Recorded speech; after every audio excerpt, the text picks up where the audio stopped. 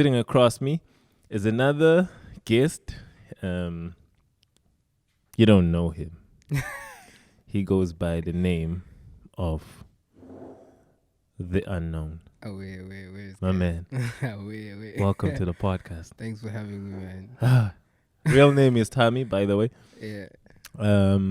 Bro, where you from? Who's Thami? What makes up Thami? What makes up The Unknown? Yo, okay. So, my name's Thami, as I said. I'm from Richards Bay. Yeah. Son of Nyawo. Should give you the whole thing. However you want to do it, bro. Yeah, name's Thami. Son of Nyawo, man. Grew up in Richards Bay. I'm actually a DJ, as he said. Yeah. What makes me the unknown? Yo, that's weird. that's a hard question, man. That's a very hard question. Yeah, we have like the hard questions.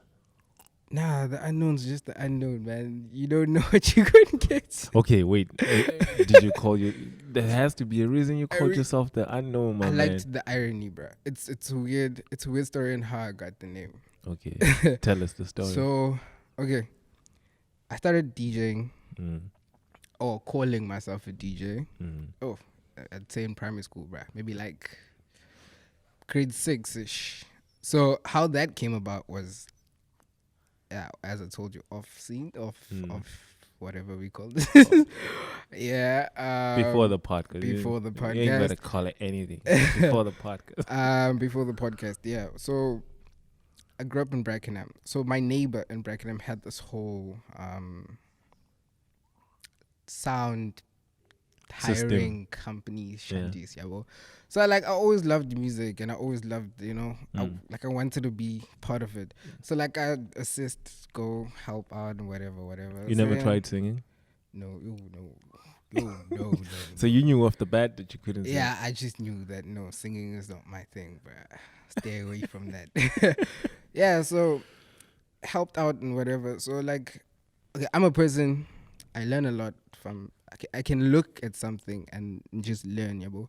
Like driving, no one taught me nah, put your clutch in, do this. Yeah. I looked, it was okay, clutch is good again. This is what it's doing. One day I took the car out, I was okay, I can do this. Yeah. Well, so also the same thing as looking at what's going on, and then started playing a little, did a few gigs for them and stuff like that. And then it got to it faded. It actually faded. Throughout high school, people didn't even know. If you still go back home today and you it's time to DJ, people will yo, okay. What? People don't really know. How did that happen? So then I got to Durban in 2017. I met up with a friend of mine. Well, new friend. Made a close. Now we're very close. So. Yeah, his name's Thami. So shout out to Thami. Yeah, man. Shout out to the bro. Yeah. His name's Thami. So we actually vibed because at that point I was nah, I'm a DJ, yo. Yeah. I'm a DJ, and he was also a DJ, not knowing this guy can play. And I'm And how are you doing it? I wasn't that good. I wasn't that good at all. So this guy can play, he can really play. Yeah. So this one day, okay, shout out to Angelo. So this is another friend of mine as well. Okay, I don't like calling them my friends, brothers here, bro. So we brothers, man. So yeah, so Angelo has this DJ controller thing. So I get to my place. Now Thami and I are roommates, yeah, bro. Yeah. So I get to my place and then we playing with this thing and it's my turn and yeah, flop. And it's yo, bro, you call yourself a DJ, but you're doing this. So it's I know, don't worry, I'll teach you, yo, bro. Yeah. So he taught me a little basic stuff, basic things that I should have known at that point by calling myself a DJ. So after I mastered that, I got to it was 2017. I was nah, I'm ready to go out, man. I approached a few clubs and then Culture gig. There was a club called Culture in Durban. So they gig came through and then we both played there, whatever. Yeah, so then I'd say you guys showed up there and you were yo, we DJs. Yeah. Vele, he was he could play. People knew him, people knew, okay, Thami, he's a We had- DJ. yeah, you we- know, we he had he, the he does his strong. thing, yo. Yeah. And then with me, it was like, okay, who's this kid? Like, who's this kid? So yeah, and then I'd say from that point, after me learning and stuff, that's where I really took DJing very seriously. I always knew it's something that I wanted to do and I wanted to get in, but at that point, that's where I took it seriously and started like, researching everything from music to everything. Like I always say, even with my music, I'm not a genre lover. I'm a music lover. Yeah, I was about to give you that question. I was like, Yeah, I'm a music lover, not a genre lover. So if you can go through, you'd see there's hip hop, rap, soul, yeah. everything. I can even listen to country music and I'm Yeah. good with it. So you also go by the crowd. So you No, okay. Well, So you're not one I of think those I kind of DJs. messed that up by bringing the whole genre thing. genre thing in. But in terms of me and music, I'm a music lover. In terms of the unknown playing, house. So it's gonna be house. Like It's mostly mostly house, but like your Afro house, you know. Okay. I like a lot of African sounds. So you'd hear me playing a lot of things. Like a lot of these people think it's weird music, but it's a lot of Afro stuff. A lot of drums, a lot of Oh synths. yeah, it's gonna be a lot of percussion. and- Yeah, like people associate this kind of music with black coffee now, Mm. but I'm more on the vocal side. You know? Mm. So if it has like Kenyan lyrics, Yeah. I'd Like play it. lyrics in Swahili. Yeah, and all of that, like that gets me going, you know? So Yeah. like that's my sets kind of. But I practically can play anything now. Mm. I'd retract that. Hip hop's hard, so I'm getting there with hip hop. But I my piano. That's easy. But I'm a piano is the vibe. Yo.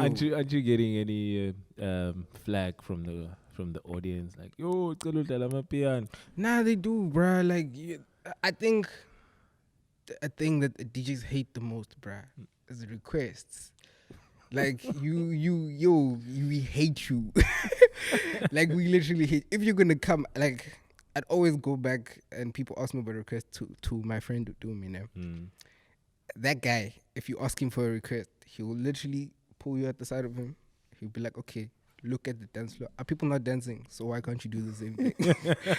It will be straight up about it. That's a good response. He'll be literally like he's straight up about it. Yeah. But yeah, requests, we do take them. There's some requests that you didn't think of the song, but like okay, if I drop the song right now, it's gonna be it's gonna mess shit up. People gonna move. Yeah, people gonna go crazy. So yeah. So any challenges that you've came across As a DJ, yo, bro, there's a lot. I feel like even creatives, if you're creative, you're gonna have a lot of challenges. So we kind of like musically, creatively, I feel it's like one thing as art, you know. So we go through the similar struggles. Bookings, number one. Bookings would be a DJ's. It's the hardest thing ever, bro, because these people that are there don't want to actually give you a chance, and if they do, you're not getting paid, bro. It's exposure. Exposure don't pay me. There's actually a meme, bro, that like, if it was a thing I could show. But like there's a meme of that says me cooking all the stuff from your so-called exposure, and it's just an empty frying pan, and this nigga's just cutting air, bro. So yeah, but some stuff with exposure, it helps you. Yeah. You know, there's sometimes you gotta do it. Which place or event that you played at you'd say that gave you a great deal of exposure? Okay. Currently I have a residency in Eastern Cape. Yeah, bro. In Eastern Cape? Yeah, I'm tat. For real? Legit. And how do you make that happen, my G? Legit. Okay, I'd say I got it because, or as well as my friend kind of owns the club. Yeah, well, he owns the club, but before getting it, there was the whole trial thing as well. Of you gotta show that you worth it to get in there, whatever. So yeah, I have a residency there. I even forgot the question. Oh, the question was the I even forgot challenges. the question. The challenges. Yeah. So as I was So saying, you said bookings. yeah, are a bookings, challenge, but bruh. now you have a residence in Yeah, Istanbul. I have a residency there. So like every weekend, Yeah. it's back and forth. Mm. But you asked one of the gigs that I've played at. Mm. So Dage opened. How could I put this? Dage opened the door of me like perfecting my skills. So it gave me that opportunity. So that's how it helped me there. But then a gig that I'd say I played in was Joburg. I played at Deep in the City in Joburg.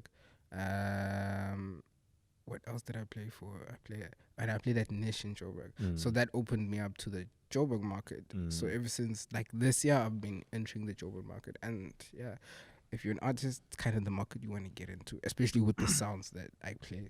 So I know, not that I know, I've heard that in hip hop, yeah, they kind of don't want to book Durban DJs in Joburg. Let me guess, you heard that From the podcast. Okay. Shout out to Scoop And VG. and VG. It's the conference, man. Yeah. But yeah, bro, this booking thing is the dynamics of this booking thing is just very. It's a problem. Most people like to do when it comes to bookings. What they would do is, it's like I book you, you book me, kind of thing. So like if I book you in Durban, you gotta book You gotta me. return the Joburg. favor. Yeah, you gotta. It's like I scratch my back, I scratch your back, you scratch my back, kind of thing. So that bridge is kind of it's a bridge that I can't really answer because it's hip hop. I'm not much of a hip hop. So I wanted. My question was in your in your circle. Yeah. Okay. You know, because I mean, obviously, hip hop DJs and house DJs. Yeah. Kind of link. You know, you more or less run the same circles. Yeah. Because you're competing with the same crowd. Yeah. So my question is that are you guys facing the same challenges that hip hop DJs are facing as Durban DJs in house, up and coming, especially? Yeah, we are. So there are challenges of getting bookings that side. Yeah, because you here. Because we here. That's why most artists, DJs, the first thing you want to do when you figure out yourself is you want to move to Joburg. Like that's what you do. You move to Joburg. So like we currently we're trying to do away with that. So I have myself, another friend of mine called his stage name is Sona Music. Yeah. We starting Intervention Africa. So what we're trying to do is give people in Durban a platform to perform, whether it be you're a DJ, you're an artist, you're a poet, whatever. If you're creative and you want to perform at a place, you want to show people what you made of, yeah, you deal with us. Yeah. So our first event is going to be in Amsterdam. On Florida, Devonport Road. Devonport Road. That's on the 22nd of Friday. 22nd of next week. Next week Friday. Okay. Yeah, it's 22nd of November. Yeah, so as well as we just trying to change the whole narrative of the whole music thing, because us as well, we guilty of the whole thing of we want to go to Joburg. I know this year I've been crying. I'm like, next year, guys, I'm going. I'm in Joburg, like I'm going. So we sat down and we're like, yo, bruh, if we thinking like this, how many other people are thinking the same way? So like, why don't we change this thing? And everyone now is like on Ibiza vibe. Yeah, so why don't we create our own Ibiza where we are? Yeah, our own Ibiza experience. And everyone, when it comes to music and stuff, we looking at overseas. We want to go overseas, but obviously everyone wants to go to the next best place. Yeah, the next best place. But like, Africa has so much to offer, bruh. Why don't we? You can say that again. Africa has so much to offer, dog. And I feel as South Africans as well, we just looking at it in terms of South Africa. this is Africa, There's bruh. Zimbabwe. There's There's Zimbabwe, Angola. there's There's Kenya, Tanzania. there's so many places. I mean, like when I was in Joburg, I met a guy named Suraj Kenya. He's a DJ from Kenya. Suraj Kenya, okay, yeah. And speaking to that guy, you just see there's so much happening out of SA, but in Africa that we don't even look at, we don't even pay attention to, bruh. Wow. So we wanna do that. We wanna create a vibe where people from overseas see what we're doing and they wanna invest in our thing. Yeah.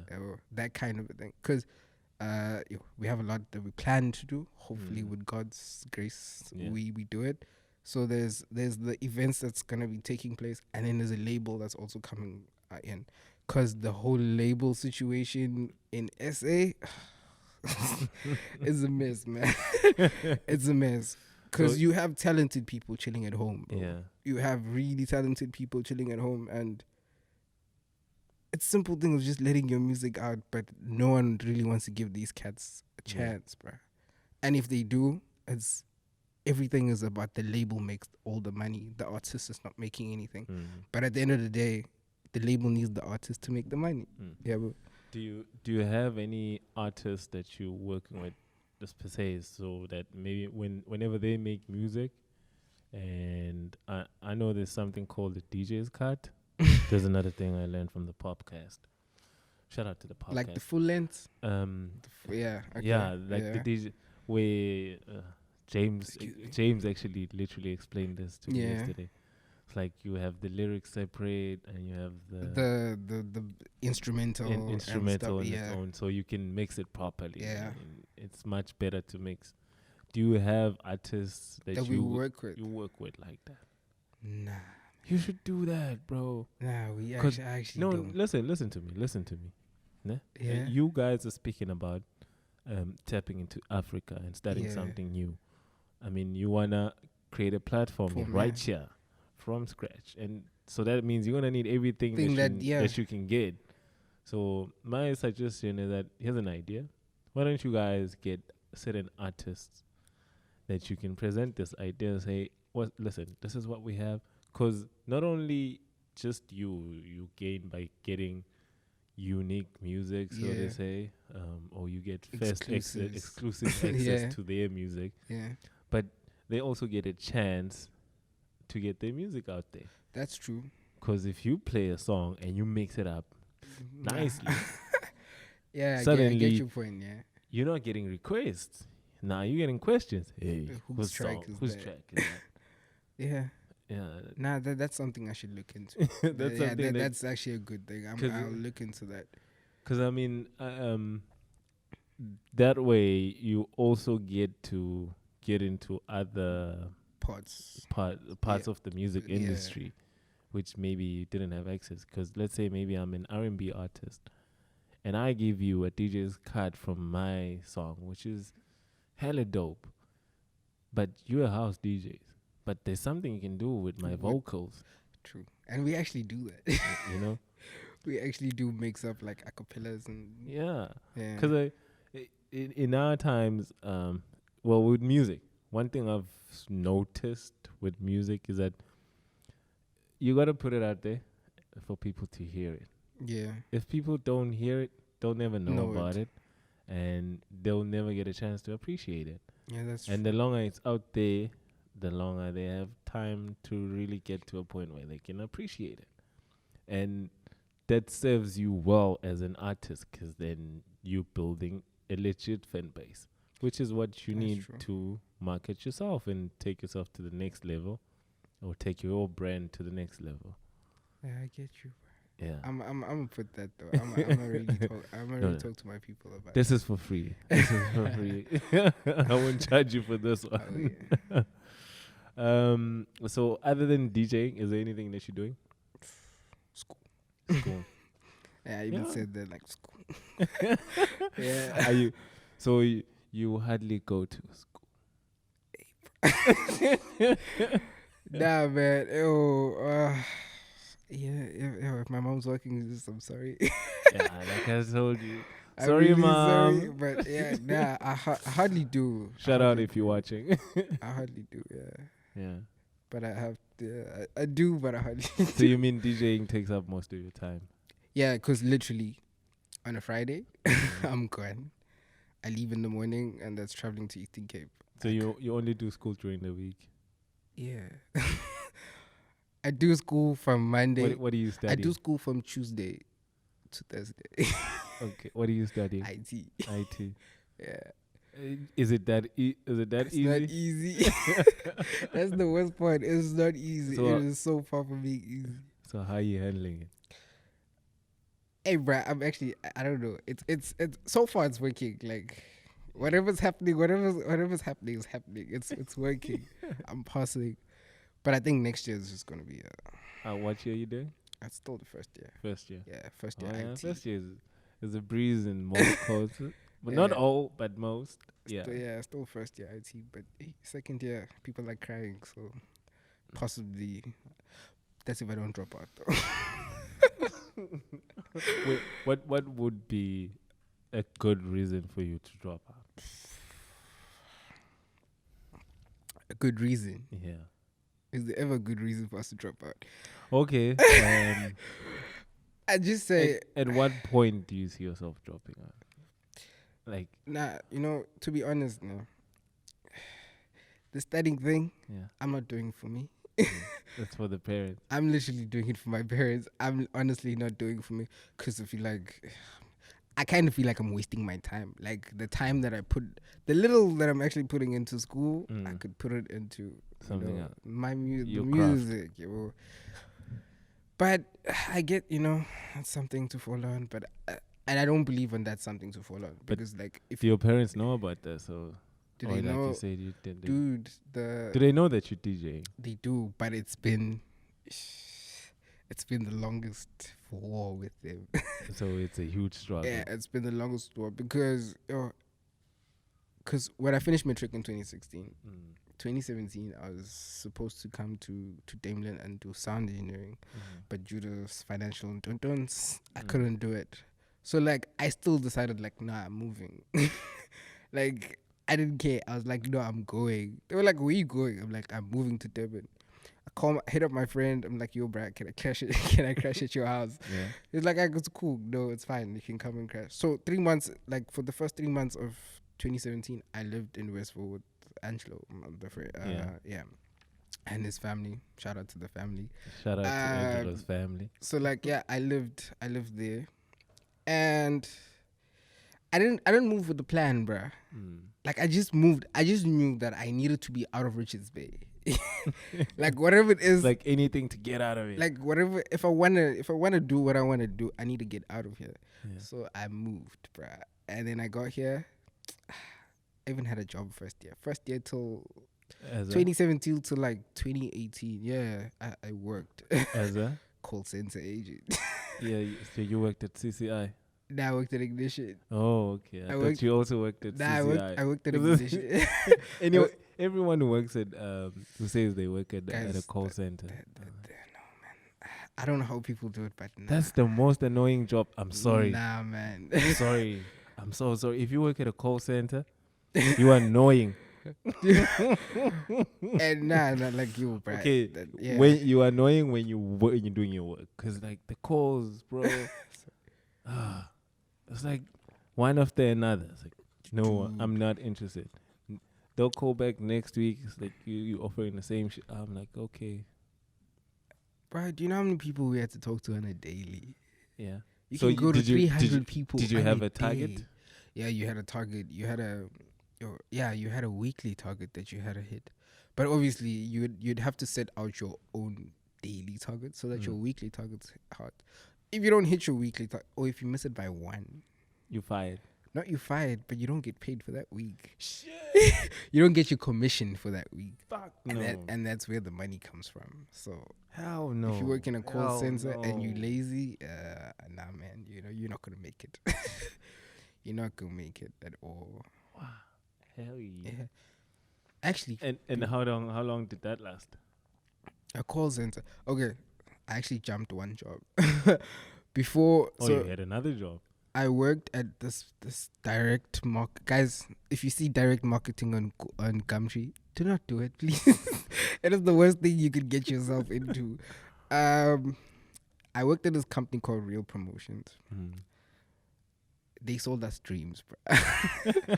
Dude, How so? Bruh, they sold us dreams. What did They were what did like, they say? nah, in 8 months you'll be a manager. You're gonna have a part of. You're gonna have shares in this company, and we were basically doing telecom Wi-Fi stuff. Bro. Yeah. But it was direct. It was direct marketing. So during the day you had business to business, and then you had to go to like companies and like pitch to them and tell them why they should, buy that particular modem or that particular Wi-Fi service. It was telecom stuff.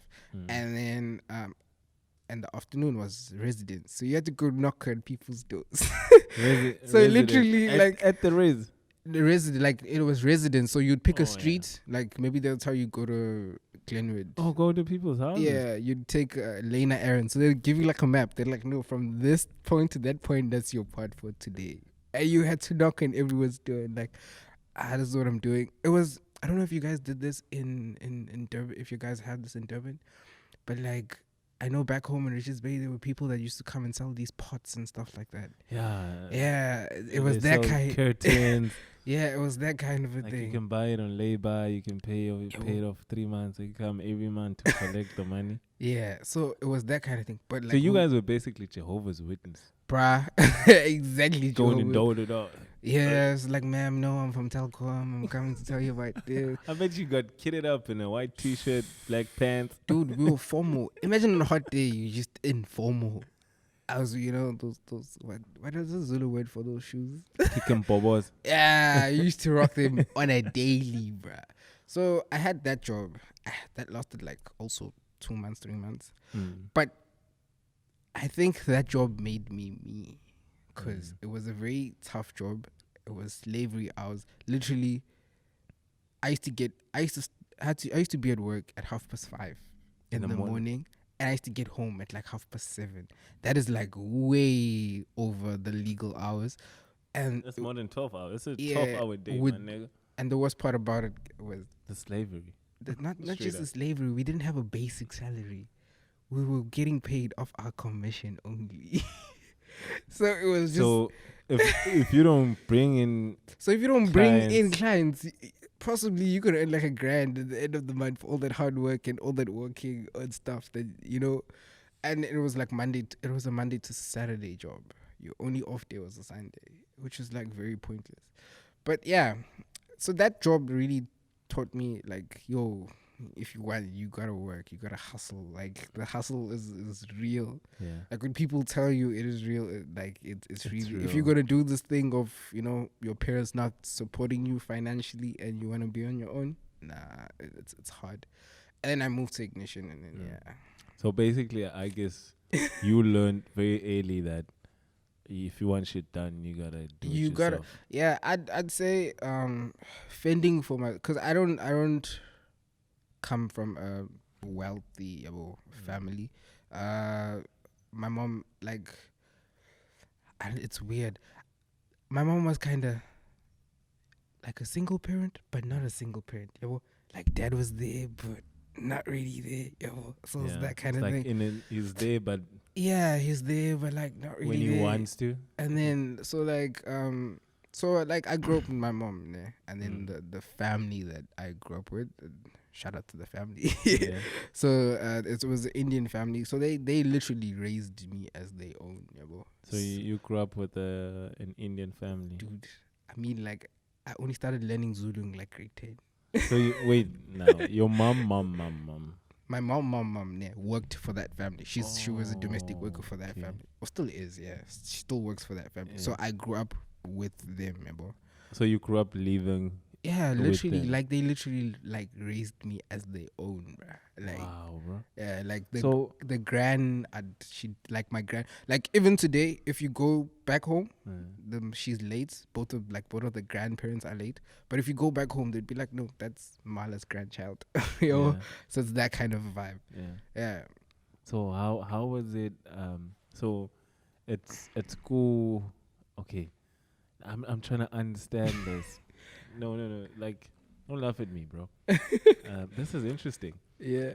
You say you grew up in an Indian family. Yeah. So because your mom was working there, Yeah. and so every day you woke up in that same yard and Every day I woke up in that yard, ate in that yard, did and everything. went to school, came back Went to to the school same. there. I'd like to say we're like literally one big family, because you know, like how you get the families and then you get the maid, and it's like it's a divide. It's separate. Yeah, but like at that point, it was like my mom was the one that was doing the cooking for the everyone, for the whole house to eat. Yeah, well, so it was like we were just family, bro. Yeah, like there was the main house, and then obviously the outbuilding where my mom stayed, and then for the longest time I lived there. But then when I got older, I'm like, bro. And then I had a room, like they gave me a room in the main house. In the main house. If I want to chill and watch TV, like, you know, if something's not yours, you're like, you have that, you know, nah, I could put my feet up, it's fine. It was that kind of a thing. So yeah, it was very like, wow, man. Growing up there was cool. So did they have like other kids? Did they have from their side? Did they have kids?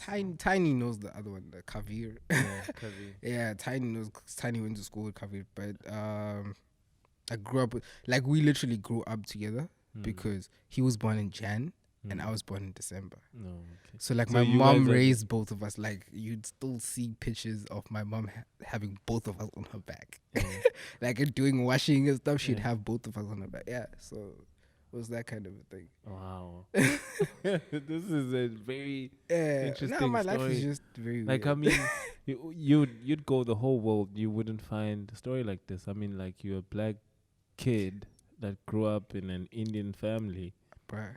and I mean, how more interesting can your life get?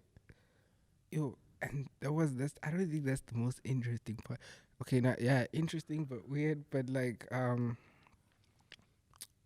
you know, Indian people have, okay, we all have different religions. Yeah. So they were in Christian, they were in Hindu, and they used to go to temple. I literally grew up going to temple. I literally grew up going to temple, knowing all the songs, everything. Like, yo, bruh, I stopped going. Like, I only started I only started going to church and at like what, I think 2014, 2015, around there. Yeah, that's when I started going to church. But from the time I could remember, so wait, I used to go to temple.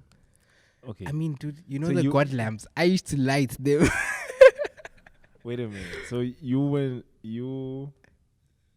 were not exposed to my side, your own culture?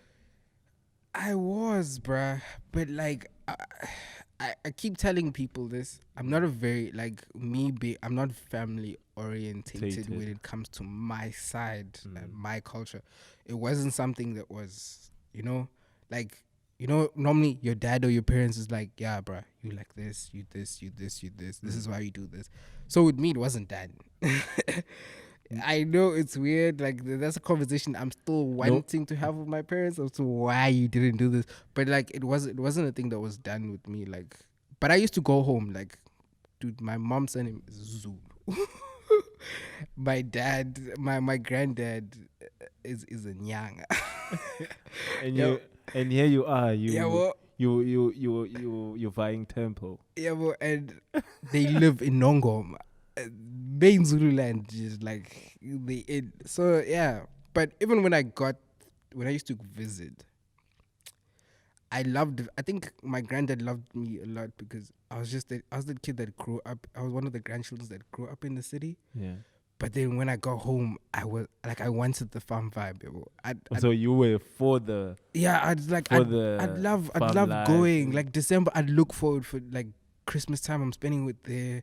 It's like there's no cell phone reception. There's nothing. There's no lights. It's just bundus, bruh. Yeah.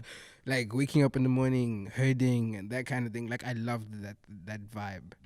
So yeah, my grandfather, like, I think I was his favorite. So he liked you because yeah, I was his favorite. Like yeah. And meanwhile, your cousins that are there full time, they're like plus it was a thing of like I was just that kid that didn't really know how to speak Zulu. Yeah, bro. So I'd speak Zulu now and then, like here and there, wherever I could. But like my grandfather would, like I think I was his sort of excitement or muse because like he just loved. He'd try his weird Zulu, his weird English on me, and, so it was that kind of a thing. Wait, now who taught you Zulu? This is it was self. It got to a point where I felt like, no man, I can't. This is too much. Like nah man. So you were all English, dude. I was all English from birth forever. until for the longest time. I was all English for the longest time. I feel like it got to me getting to, I'd say, high school, grade 10 and grade 11. That's why I got tired of the question, or not actually the questions, but I got tired of the thing of like, bro, Mzulu, bro, what's wrong with you? Why don't you wanna, bro? And people always looked at it as in like, I don't want to learn. It wasn't that I didn't want to learn the language. It was a thing of like, I just had that insecurity of like, yo, I sound weird now. Imagine when I do this, it's just gonna be like, and they're gonna laugh at me, bro. But then I was like, nah, let me just learn it. So I first started learning, but as it was weird, it's my weird way of learning things. It's like I learned to understand the language. Like, if someone talks to me, I know what you're saying. You literally think you could clever me in Zulu, but I know what you're saying. Your mother, yeah. How did she communicate with me? Yeah, how did she English. My dad, English. My sister, English. Everywhere till this day, English. I don't even think my dad ever spoke Zulu to me, dude. Like, I don't think so. I don't, like, I really don't think he's ever uttered a word of Zulu to me. Yeah, my mom, the Zulu would come out like, when you're angry. Yeah. But like, your mind. Yeah, the Zulu would come out when she's angry. But nah, even till today, if she calls me, it's gonna be English. English is our basic. Wow, man. Yeah, it was weird, bro. It's still is weird, but yeah. So now when okay, so you're away from home, you come back, don't you, like, I mean, because you left home, and so obviously you're now constantly exposed to another environment where people are communicating differently to what you used to, and obviously that's gonna mean more learning on your side, and the more changes. Now when you go back home, I feel like, don't you, like, get caught in between the two and start telling people like, hey, I don't release a wood. Yeah, it's like that now, bro. It's like now I'm just doing the whole mixing Zulu with English. Yeah. And even my friends, like, it was weird, but at first I was like, hey, bro, what did you expect me to do? Like, did you expect me not to speak Zulu for forever? Yeah. So like when I started speaking Zulu, or I'd have Zulu statuses, I was like, you speak Zulu now. So like, when did you start speaking? I was like, no, bro, like I had to, it's my thing. it's my mother tongue. Like, I'm gonna have to learn it. I need to learn it. Yeah. So you took it upon yourself to teach myself your mother tongue. Yeah. Wow, man, that's remarkable. Like, even in school, you never had like a single Zulu lesson. Dude, I did Afrikaans in school. Yeah, you and I were in the same boat. I did Afrikaans. Yeah, I don't know why I did that, because I don't use it anyway. I don't even know how I passed it. I might as well have learned Venda. Ew, I would have like moving out of home, like moving away from home. No disrespect to the Venda people, sorry. Like, moving away from home, like, okay, moving out of Richards Bay. In Richards Bay, I don't think you get Amaxhosa and Sotho people. Like, even if they're there, you don't know that they are. Yeah. They belong to those tribes. So, like, moving to Durban, I was like, okay, there's Zulu. My friends are Sotho. There's Bedi. There's Xhosa. There's a lot of people. Nigerian, everything. And then you hear the language, it's like, no, man, I'd love to know this. And then, like, me an Eastern Cape got me to understand Xhosa a little. And then Sotho, my friend is Sotho, but he still doesn't want to teach me Sotho, but okay. But like, I would like, that's a language, it's such a nice language, like I would want to learn it. Yeah, I wouldn't mind learning new languages, a lot of new languages. Wow. It's so interesting that, one thing I pick up from you was that even though life sort of denied you your so-called roots. Yeah. But here you are. You've got this urge to know them bro. and find them more. Yeah, there's and yet you find some of us who were introduced to our roots. But then you want to we're get doing our best to get away from that it. shit. Yeah, I feel like when you don't know, like, you know, when you don't know of something and you see it, you want it more.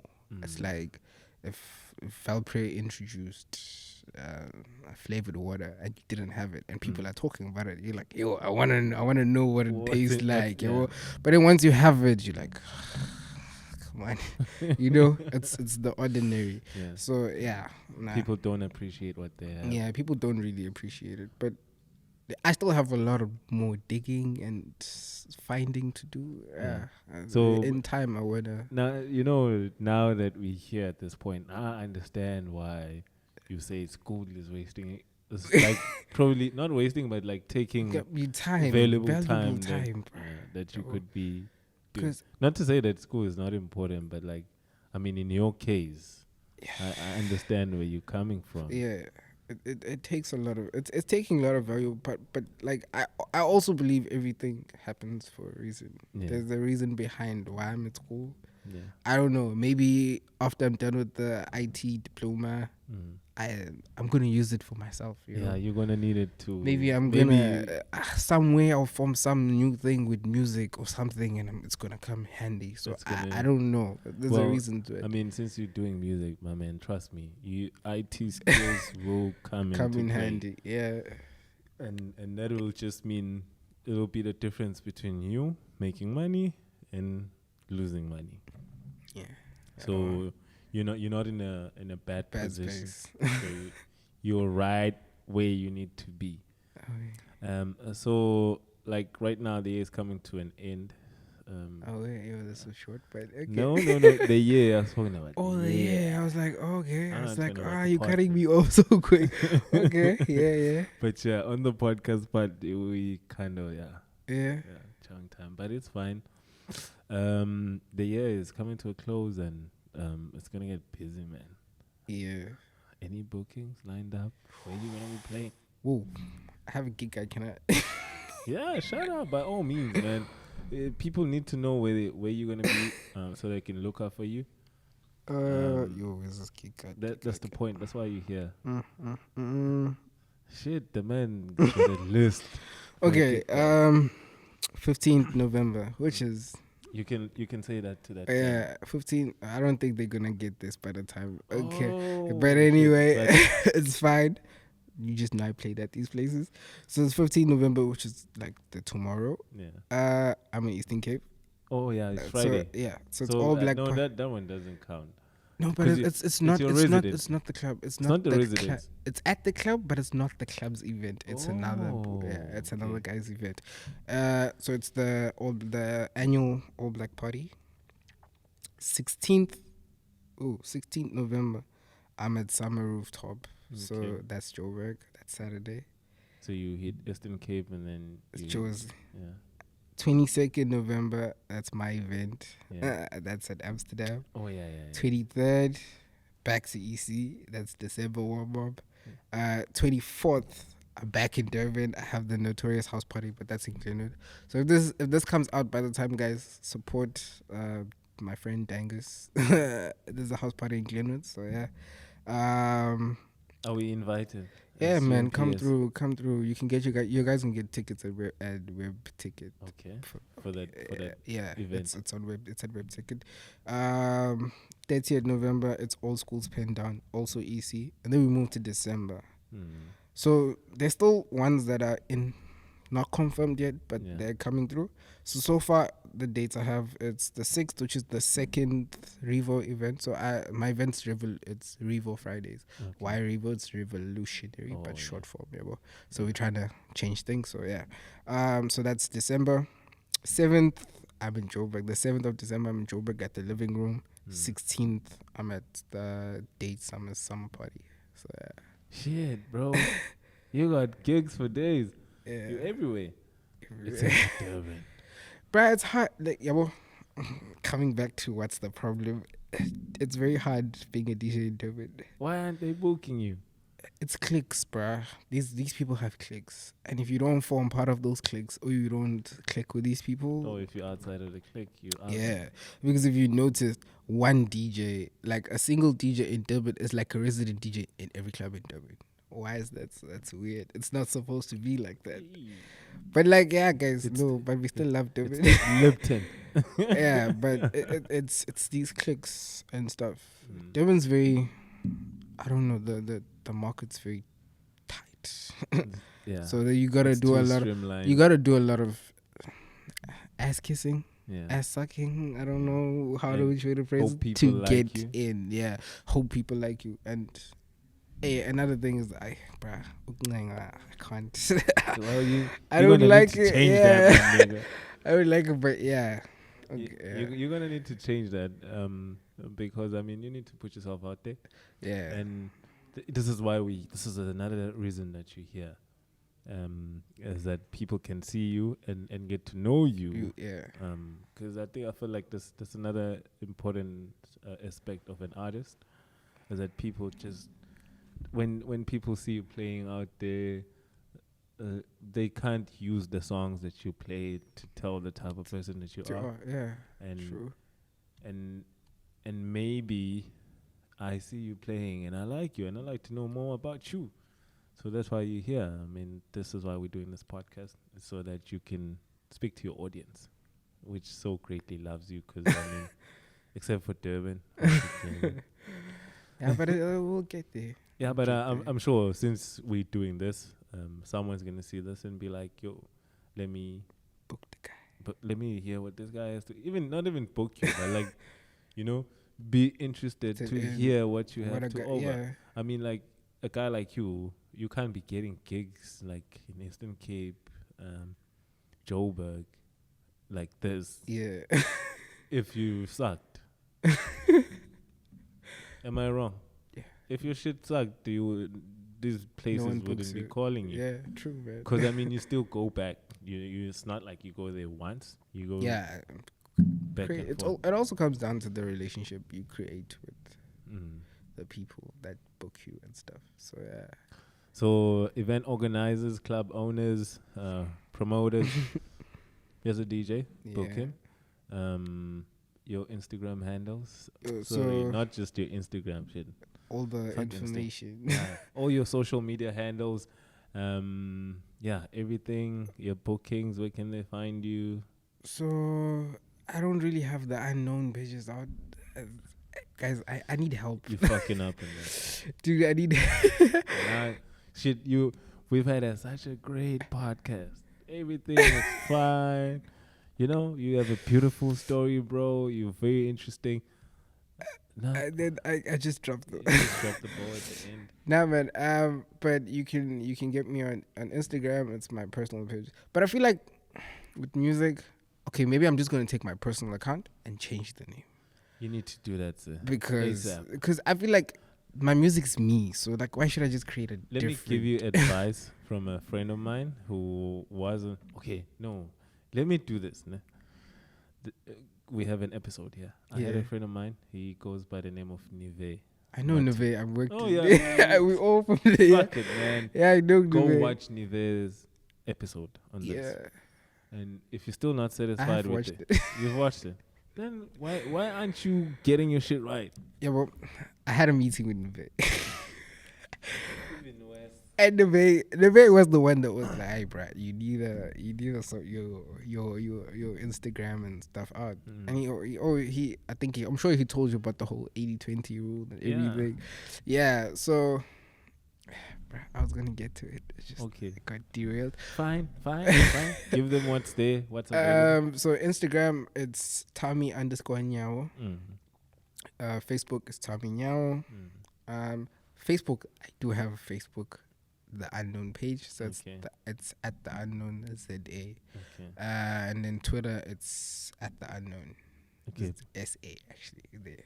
Yeah, that's bookings. So booking, you can DM or email. So it's ThamiNyawo11@gmail.com. Say that again. It's ThamiNyawo 11@gmail.com. Thank you, bro. Sure, man. Thanks for having me. That's all we have time for this episode. Thanks. I really appreciate it. Your story continues, man. You'll come back. I'll be back. We'll speak about those gigs that you're going speak to about kill. the label next time. Yeah, and see if you've updated your social media stuff. I'm gonna do that. Please. I'm also take your stuff about working with someone for these cuts and stuff. Please, you need to do that, my nigga. It's been another great episode of the GNPS. You can follow us on Instagram at GNPS_podcast. You can follow myself on Instagram at General Engineerla. Oh, I got it wrong again. At General_Engineerla. On Twitter, it's at General_Engineer. There's too many handles. Please don't forget to hit the subscribe button to all the subscribers, all 136 of you. I love you guys. Come on, guys, let's push 200. Love you guys. Yeah, let's push 200. I'm sure after this, we should push 200. We'll get to guys. 200. Yeah. Peace.